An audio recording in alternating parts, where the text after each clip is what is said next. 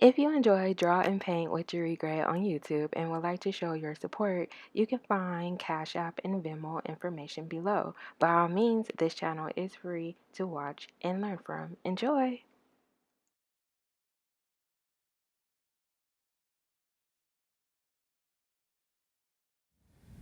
Hey everyone, so I am back with another quick demo for my Abstract Drawing 2 class. So when it comes to this actual demo, this is for our third project. So we have 3 projects in the session.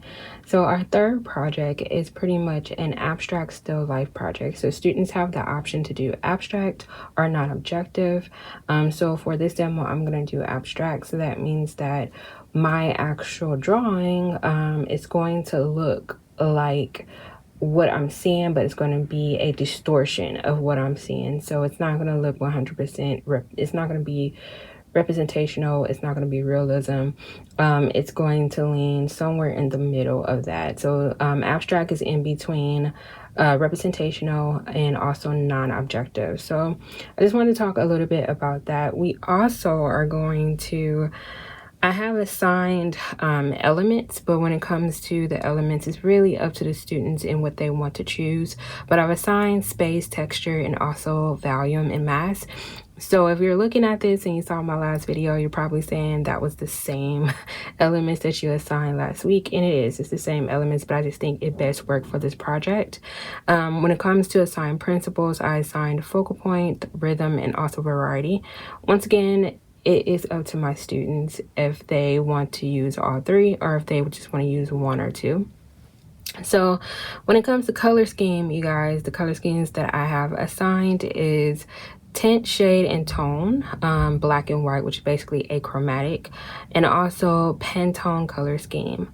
So I didn't assign any composition structures. I just feel like my students are already kind of dealing with enough that I'm asking them to do, and I don't want to hinder their creativity. So I just want to make sure that they are at least still being creative, but also thinking through the process. That was very important when it comes to me and what I want my students to do. So as you can see, I did do 3 compositions.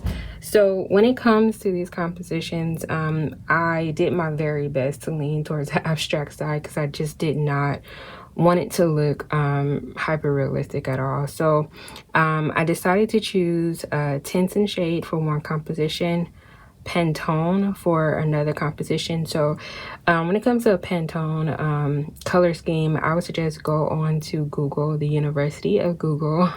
You could definitely just punch in Pantone color schemes, and I'm sure some of the old and new ones should pop up.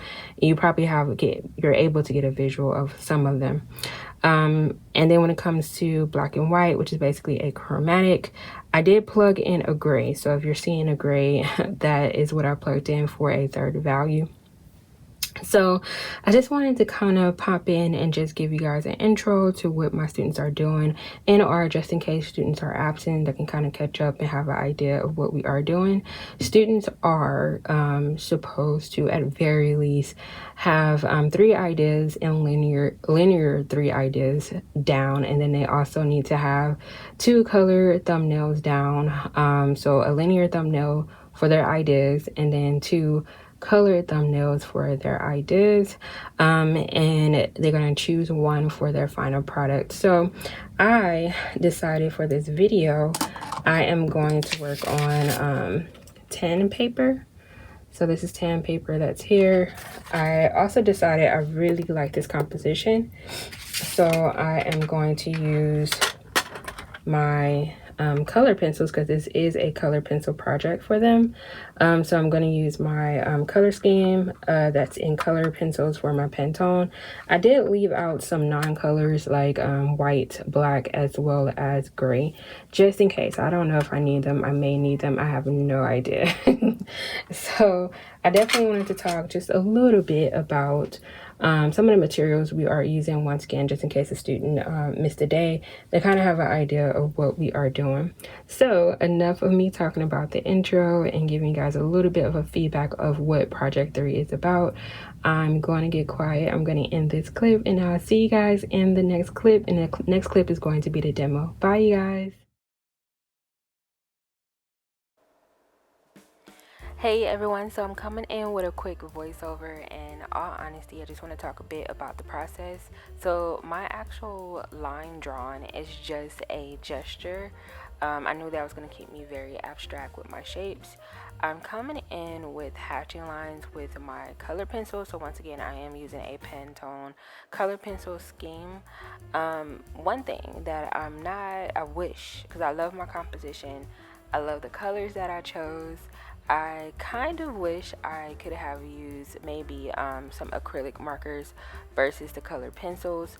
And I think really what it is, I wish I would have burnished my colored pencils, but all honesty, I just did not have the time to do that. So I thought hatching lines would be the quickest way to fill up my paper.